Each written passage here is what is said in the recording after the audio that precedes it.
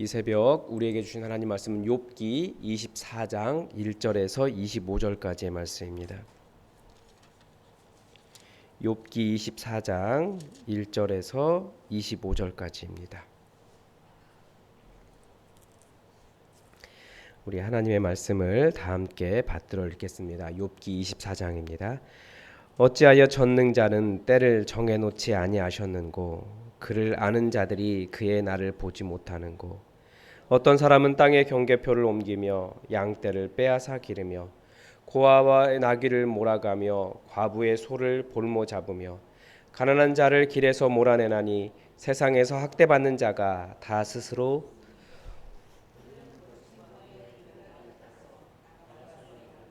먹을 것을 부지런히 구하니 빈들이 그들의 자식을 위하여 그에게 음식을 내는구나.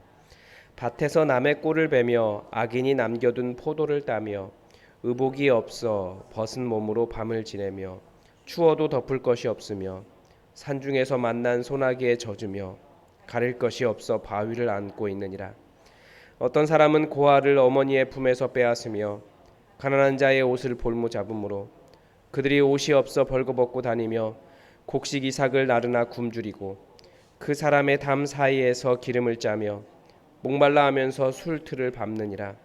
성중에서 죽어가는 사람들이 신음하며 상한 자가 부르짖으나 하나님이 그들의 참상을 보지 아니하시느니라. 또 광명을 배반하는 사람들은 이러하니 그들은 그 도리를 알지 못하며 그 길에 머물지 아니하는 자라. 사람을 죽이는 자는 밝을 때에 일어나서 학대받는 자나 가난한 자를 죽이고 밤에는 도둑같이 되며 가늠하는 자의 눈은 저물기를 바라며 아무 눈도 나를 보지 못하리라 하고 얼굴을 가리며 어둠을 틈타 집을 뚫는 자는 낮에는 잠그고 있으므로 광명을 알지 못하나니 그들은 아침을 죽음의 그늘같이 여기니 죽음의 그늘이 두려움을 알미니라. 그들은 물 위에 빨리 흘러가고 그들의 소유는 세상에서 저주를 받나니 그들이 다시는 포도원 길로 다니지 못할 것이라. 가뭄과 더위가 눈 녹은 물을 곧 빼앗나니 스올이 범죄자에게도 그와 같이 하느니라. 모태가 그를 잊어버리고 구더기가 그를 달게 먹을 것이라. 그는 다시 기억되지 않을 것이니 부리가 나무처럼 꺾이리라. 그는 임신하지 못하는 여자를 박대하며 과부를 선대하지 아니하는도다. 그러나 하나님이 그의 능력으로 강포한 자들을 끌어내시나니 일어나는 자는 있어도 살아남을 확신은 없으리라. 하나님은 그에게 평안을 주시며 지탱해 주시나 그들의 길을 살피시는도다. 그들은 잠깐 동안 높아졌다가 천대를 받을 것이며 잘려 모아진 곡식 이삭처럼 되리라. 가령 그렇지 않을지라도 능히 내 말을 거짓되다고 지적하거나 내 말을 헛되게 만들 자가 누구랴. 아멘.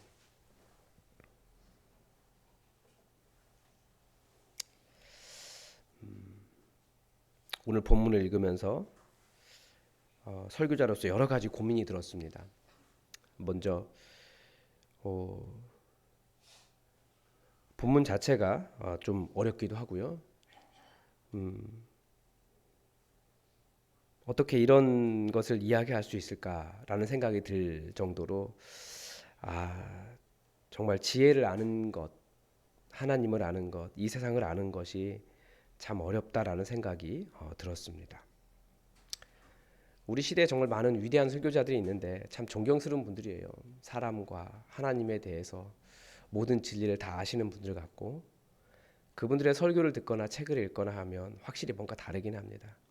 그냥 얻어지는 것은 아닌 것 같고 아마 본능적으로 알게 되는 그런 부분들이 있는 것 같습니다. 오늘 본문이 약간 좀 그런 부분입니다. 욥의 지혜가 정말 세상을 얼마나 많이 관찰하고 무엇보다도 그 사람들의 어려움에 대해서 깊이 공감하고 있는지를 잘 알 수 있는 그런 본문입니다. 그래서 우리가 이 계속해서 욥기를 통해서 규범적 진리, 표준적이다, 옳은 것이다라는 것을 이야기하고 있는데 그 옳은 것이다라고 하는 것이 다 담아내지 못하는 어떤 사람들의 상황들, 현실의 부조리들을 잘 보여주고 있습니다. 아마 무엇보다도 욥은 그런 사람들의 어려움에 마음을 잘 이해하는 공감 능력이 있는 사람이었던 것 같습니다. 그래서 계속해서 어떤 모순과 부조리를 먼저 이렇게 좀 고발을 합니다. 1절에서부터 그 모순이 드러납니다. 전능자께서 때를 정해놓지 않으셨는가? 그를 안다고 하는 자들이 그의 시간을 아는가? 이런 의미에 조금 더 가깝습니다. 하나님께서 왜 때를 정해놓지 않으셨는가? 이렇게 시작을 하고 있습니다. 그런데 지금 욥의 친구들은 자신들이 하나님을 정말 잘 안다고 아주 자신만만하게 말하고 있습니다. 그런데 정말 아는 것 맞냐? 라고 말하는 거예요. 이 친구들이 자신들이 하나님을 안다고 말하지만 사실 그들은 자기들이 언제 죽을지 모르잖아요. 그러니까 욥이 너희들이 하나님을 안다면서 그런데 그분이 정하신 그 날을 알아? 그러면 모르는 거 아니야? 그런데 감히 하나님을 안다고 말한다고? 이런 의미라고 말하는 것이 분명합니다. 그러니까 인간이 감히 하나님을 안다라고 말하는 것 자체가 모순이라는 거죠. 따라서 하나님을 안다고 하면서 하나님의 이름으로 사람들을 정죄하기까지 한다? 그러면 그거 자신이 하나님의 자리에 올라가고 싶은 자신의 욕망일 뿐이지 하나님을 아는 참 지식, 그 겸손함이 있는 것이 아니다라는 거예요. 그래서 어제 설교의 마지막에서 그런 말씀을 드렸습니다. 규범적인 신앙을 가진 사람들은 자기가 하나님을 안다라고 말합니다. 그래서 겸손이라고 하는 것이 내가 모르는 하나님을 알아가기 위해서 제가 하나님을 모릅니다. 더 알아야겠습니다. 라고 말하는 걸 겸손이라고 말하지만 이 정말 세상을 관찰하면서 하나님에 대해서 묵상한 사람들의 그런 그 지혜와 지식과 신앙은 내가 모른다라는 걸 솔직하게 인정하는 것, 그 진실함에 있다라는 거죠. 하나님을 안다라고 말하는 것, 저도 설교를 쭉 쓰면서 하나님은 이런 분이십니다 이렇게 말하는 게 사실 굉장히 조심스러운 일이라는 것을 다시 한번 좀 깨닫게 된 거예요. 따라서 하나님을 안다고 하면서 하나님의 이름으로 사람들을 정죄하는 것, 이건 교만이라는 거예요. 겸손 아니에요. 하나님을 경외하는 것도 아니라는 거죠. 2절 이하에서부터는 이 세상의 불의한 현실을 보여주고 있습니다. 많은 성도들이 하나님 바로 그분에 대한 지식보다 어떤 인생의 깨달음을 추구하는 이유가 어떻게 보면 이 불의를 보려고 하지 않기 때문일 수도 있습니다. 그리고 세상을 아름답게 보려고 하는 이유도 세상의 불의에 일부러 눈을 가리고 귀를 가리기 위한 의도가 있다는 생각이 들 정도입니다. 왜냐하면 불의한 현실은 하나님에 대한 질문을 일으키기 때문입니다. 정말 하나님, 이게 맞습니까? 그런 질문을 일으키는 거예요. 그런데 그런 불의를 보면서 하나님에 대한 질문을 던질 때에만 사실 우리는 하나님의 마음을 알 수 있습니다. 하나님이 왜 이렇게까지 놔두시는가? 하나님은 과연 마음이 아프지 않으시겠는가? 그러니까 이 세상의 불의를 볼 때만 알 수 있는 하나님의 마음이 있습니다. 이 세상은 얼마나 불의합니까? 2절에 보니까 어떤 사람은 땅의 경계표를 옮깁니다. 땅의 경계표는 각 집안에 하나님께서 주신 기업이기 때문에 함부로 옮기지 말라라고 땅의 경계표는 옮기지 말라라고 말씀은 가르쳐 줍니다. 하나님은 아마 우리 시대로 말하자면 저는 이 전세 사기꾼들이 생각이 나더라고요. 어떻게 보면 가난한 사람들의 전 재산일 텐데 전세금을 돌려주지 않는 거예요. 여러 가지 핑계를 대면서 양떼를 빼앗아 갑니다. 남의 노력을 쉽게 빼앗는 것입니다. 그런데 이게 다 약자의 재산을 빼앗는 일입니다. 고아의 나귀를 몰아가고 과부의 소를 볼모로 잡고 가난한 자를 길에서 몰아낸다라고 하는데 이 길이라고 하는 곳에 사는 사람들이 어떤 사람들입니까? 땅을 뺏겨요. 고아와 과부는 가장 가난한 사람인데 겨우 하나 가지고 있는 나귀와 소를 뺏겼습니다. 이제 거렁뱅이가 된 거예요. 노숙자가 되었다는 뜻입니다. 고아와 과부는 그 땅에서 가장 가난한 사람들입니다. 그런데 이 사람들은 가장 가난한 사람들에게도 자비가 없습니다. 이게 본문이 약간 번역하기가 많이 어려웠던 것 같아요. 아마 그때 그 지혜라고 하는 것 때문에 이해가 어려워서 그랬던 것 같은데, 학대받는 자가 스스로 숨는다라고 하는 뜻은 이 사람들은 가장 결국은 갈 곳이 없어서, 길에서도 쫓겨나니까 갈 곳이 없어서 거리에서마저도 쫓겨나면 그들이 이제 어디로 가야겠습니까? 사람들이 살지 못하는 광야나 빈들, 사람이 살기 어려운 환경 속으로 들어가게 된다는 뜻입니다. 저는 지금도 있는지 모르겠어요. 아마 계실 것 같아요. 저는 관악산에서 그걸 보았습니다. 관악산 꼭대기쯤에 텐트 세우고 사시는 분들이 계세요. 물론 여러 가지 이유가 있죠. 어떤 사람들은 그들을 손가락질하면서 그들이 실패자이기 때문에 거기가 산다라고 말할 것 같아요. 그게 아니라는 거죠. 광야나 빈들, 사람이 살기 어려운 환경 속으로 들어가면 그들은 또 어떤 삶을 살게 되겠습니까? 너무나 뻔하지 않습니까? 6절부터 쫓겨난 자들, 스스로 숨은 자들의 삶을 보여줍니다. 이제부터는 조금 달라져요. 그 사람들이 밭에서 남의 꼴을 봅니다. 악인이 남겨둔 포도를 땁니다. 좀 약간 좀 애매한 표현인데요. 여러 가지가 생각되어 있는 것 같아요. 밭에서 남의 꼴을 벤다. 이러면 어떻게 보면 절도가 되는 거죠. 이제는 악인이 남겨둔 포도를 딴다. 이건 조금 더 모순적이죠. 포도는 가난한 자들을 먹으라고 남겨둔 것인데 그 포도원이 남에게 빼앗은 포도원입니다. 그러니까 악인의 포도원인 거예요. 그러면 그 포도를 남겨둔 그 포도원 주인은 선한 사람입니까? 악인입니까? 자기들이 쫓아낸 사람들에게 호의를 베풀었으니 좋은 사람들이 되는 겁니까? 애매하죠. 최근에 그 설교, 이제 새벽 설교가 영상으로 나가면 이렇게 평가하시는 분들 있잖아요. 좋아요, 나빠요. 최근에 나빠요가 붙은 부분이 어디냐면 아마 항상 정치적인 부분에 그런 게 붙는데, 제가 이제 전두환 씨에 대해서 이야기한 부분입니다.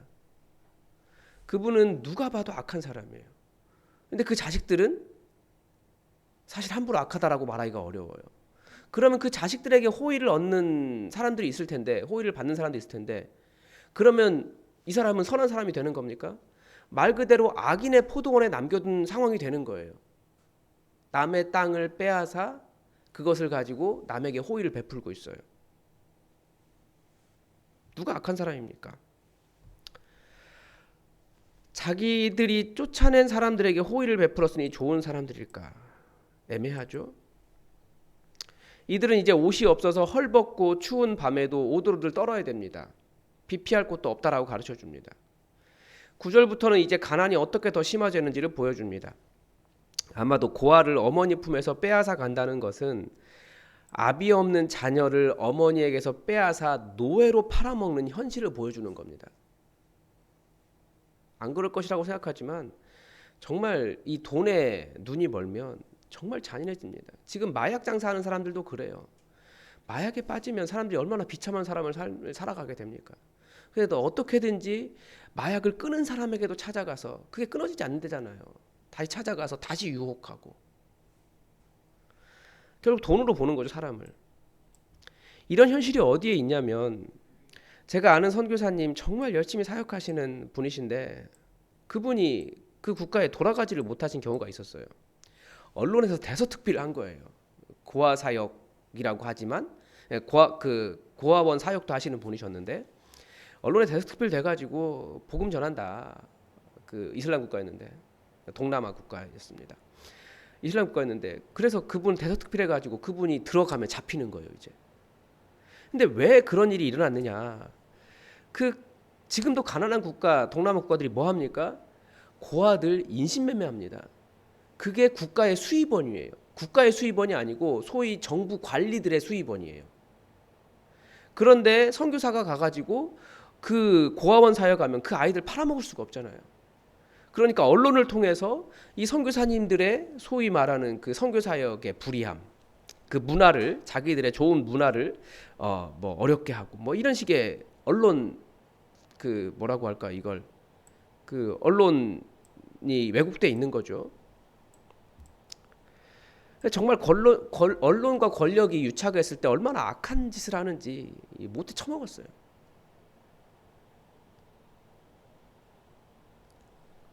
그래서 고아 사역도 못하고 선교 사역도 못하고 나쁜 사람으로 포장되고 사람들은 또 그렇게 알고 손가락질하고 그러면서 결국은 뒤에서 인신매매해서 정부 관리들은 돈 벌고 그게 현실이에요. 그런데 더 모순적인 것이 뭐냐? 그렇게 가난한 사람들이 곡식을 나르는 일을 하는데 정작 먹을 것이 없고 자기를 가난하게 한 사람을 위해서 기름과 포도주를 짜는데 그들은 마실 것이 없다라는 거예요. 12절에서 성중에서 일어나는 일을 말하는데 도시라는 곳이 어떤 곳입니까? 성이라는 말이 도시란 뜻이거든요. 사람이 많은 곳이에요. 그런데 오히려 사람이 많은 곳에서 도움을 받지 못하고 있다더라라는 거예요. 근데 보니까 하나님마저도 그들을 돕지 않으시는 것만 같습니다. 욥이 그렇게 말합니다. 12절에서 그 얘기하죠. 이제 또 더 크게 왜곡되는 일이 뭡니까? 이제는 13절에 보니까 이제는 빛을 싫어하고 어둠을 좋아하는 사람마저 나타나기 시작했습니다. 그러니까 삶의 방식이 완전히 달라진 거죠. 너무나 달라서 사람을 죽이고 사람 죽이면 안 되잖아요.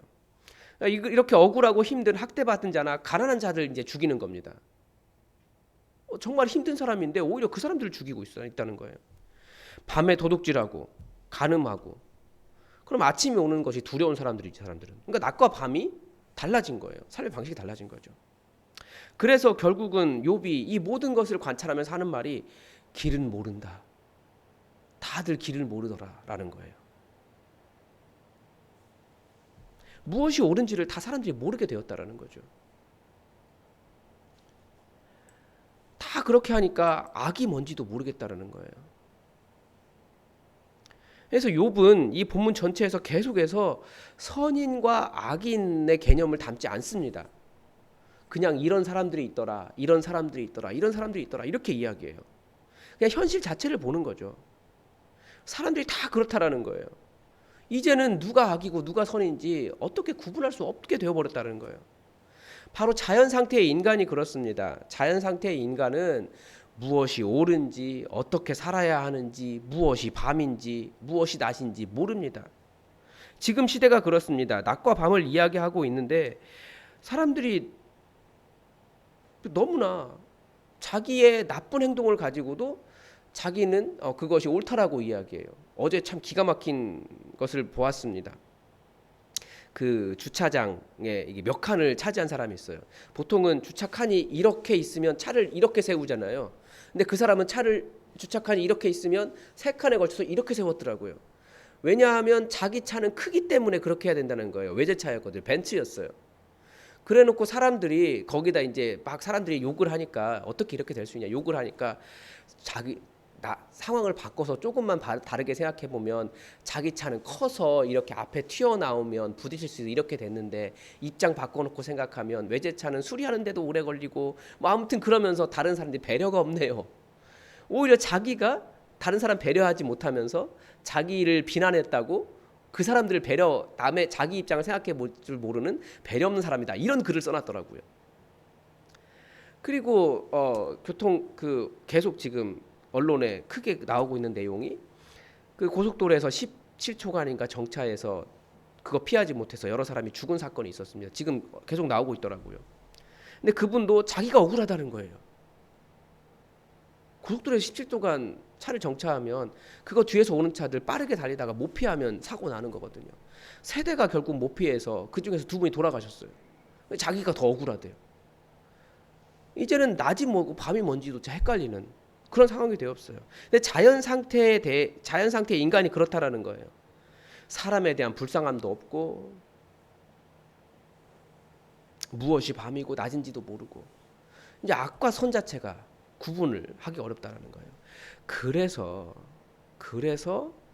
하나님께서 무엇을 주셨습니까? 하나님을 아는 지식을 주셨다는 거죠. 22절부터 말하는 하나님에 대한 지혜가 바로 이것을 뜻하는 겁니다. 욥의 친구들이 가진 하나님의 지혜는 왜 주어진 것입니까? 자연 상태의 인간이 선악을 알지 못하고 길을 모르기 때문에 하나님께서 무엇이 옳은 길이다 이것을 가르쳐 주신 것이라는 거예요. 다른 말로 하면 그게 율법이고 성경 말씀입니다. 성경은 율법이 선한 것이라고 가르쳐 주잖아요. 바로 이웃을 사랑하는 법을 가르쳐 준 거예요. 밤도 모르고 길도 모르고 낮이 무엇인지도 모르고 어떤 것이 옳은 것인지도 모르기 때문에 선을 그어준 것이 말씀입니다. 그런데 언제 그 말씀이 악한 것이 됩니까? 그 안에 사람 사랑하는 법을 잃어버릴 때 그것은 다른 사람을 정죄하는 나쁜 것이 된다라는 거예요. 신약 성경이 예수님이 왜 바리새인들과 싸웠고 율법을 새롭게 해야 된다라고 말씀하신 겁니까? 사람을 사랑하는 법인 그 율법을 가지고 사람들을 죽이는 데 사용했기 때문에 그래서 그 율법을 바꿔서 사람 사랑하는 것으로 바꾸신 분이 예수님이십니다. 자연 상태의 인간은 자기 욕심에 따라서 남의 지게석을 옮깁니다. 안 되는 것을 몰라요. 남의 물건을 함부로 가져오면 안 되는 것인지, 가난한 자를 배려해야 되는지, 아이를 못 낳은 여인이라고 박대한다든지 이런 것들이 왜 잘못인지 몰라요. 사랑하는 법을 모르는 거죠. 그래서 그렇게 하면 안 된다라고 하나님에 대한 지혜를 주면서 하나님이 사랑하는 법을 가르쳐 주셨습니다. 그래서 사람들에게 하나님을 아는 지식이 생긴다라는 거죠. 욥의 친구들처럼 바리새인들처럼 무죄한 자를 정죄하지 말라는 거예요. 그래서 규범적 지혜에 많은 예외가 있어도 사랑할 줄 알면 얼마나 괜찮아지겠습니까? 이 세상이 이렇게나 깨어져 있으니 하나님에 대해서 알면 알수록 편견이나 독선이나 내가 아는 것만 가지고 이것에서 벗어난다고 사람들을 함부로 정죄하지 말라라고 하는 것이 하나님의 뜻이라는 거예요. 악인과 선인의 개념이 너무나 모호해져 버렸다는 거죠. 하나님은 사랑하며 살라고 좀 불쌍히 여기며 살라고 우리에게 하나님을 아는 지혜를 주셨습니다. 근데 우리가 하나님을 안다라고 하면서 얼마나 우리는 높아지고 정죄하고 너는 그러니까 하나님의 긍휼을 받지 못하고 하나님 모르니까 네가 그렇게 사는 거고 자꾸 그렇게 말하지 말라는 거예요. 하나님의 뜻을 알면 알수록 사랑하십시오. 하나님은 이 많은 세상의 모순들 속에서 그 사람들을 사랑하기 위해서 악인이라고 하는 사람도 더 거슬러 올라가 보면 악인이 아니에요. 왜 남의 꼴을 뵙니까? 자기의 직에서 하나님께 주신 그 땅이 다 그대로 있었으면 남의 꼴을 뵐 일도 없어요. 그 사람이 사람 살지 못하는 곳으로 가서 뭐 도적이 될 이유도 없어요. 하나님은 제발 좀 불쌍히 여겨라. 서로 좀 불쌍히 여겨라. 그 얘기하십니다. 그래서 우리가 하나님에 대한 지식을 가질 수 있다라는 것은 더 사랑하기 위함이다라는 것을 아시고 정말 더 내가 아는 것만으로 사람들을 정죄하고 손가락질하지 말고 더 넓게 생각하면서 이 하나님이 왜 이 사람들 다 인내하며 용납해가며 하나님이 품어가고 계시는지 그 하나님의 마음을 우리가 좀 알았으면 좋겠습니다. 오늘도 하나님의 뜻이 우리에게 이루어지기를 주기도문으로 기도하겠습니다. 하늘에 계신 우리 아버지, 아버지의 이름을 거룩하게 하시며 아버지의 나라가 오게 하시며 아버지의 뜻이 하늘에서와 같이 땅에서도 이루어지게 하소서. 오늘 우리에게 일용할 양식을 주시고 우리가 우리에게 잘못한 사람을 용서하여 준 것 같이 우리 죄를 용서하여 주시고 우리를 시험에 빠지지 않게 하시고 악에서 구하소서. 나라와 권능과 영광이 영원히 아버지의 것입니다. 아멘. 여러분 오늘도 여러분의 삶과 이 교회와 우리 성도들을 위해서 기도해 주셨으면 좋겠습니다. 어제 주기도문 수요 기도회를 통해서 악이 악한 자라는 말을 했는데 우리를 악한 자로부터 건져주시고 지켜달라고 기도해 주시기 바랍니다. 그리고 우리 연약한 성도들을 위해서 기도해 주시고 우리가 불쌍한 사람들, 특히 추운 겨울에 연약하고 불쌍한 사람들을 불쌍히 여기는 마음 우리에게 더 있고 실제로 손을 내밀어 도울 수 있는 마음도 형편도 우리에게 허락해 달라고 함께 기도합시다. 또 우리 교회 지켜주셔서 정말 서로를 불쌍히 여기고 사랑하는 그런 공동체 될 수 있도록 교회를 위해서도 기도해 주십시오. 우리 운영위원회와 청년부를 위해서도 함께 기도해 주십시오. 다 함께 기도하겠습니다.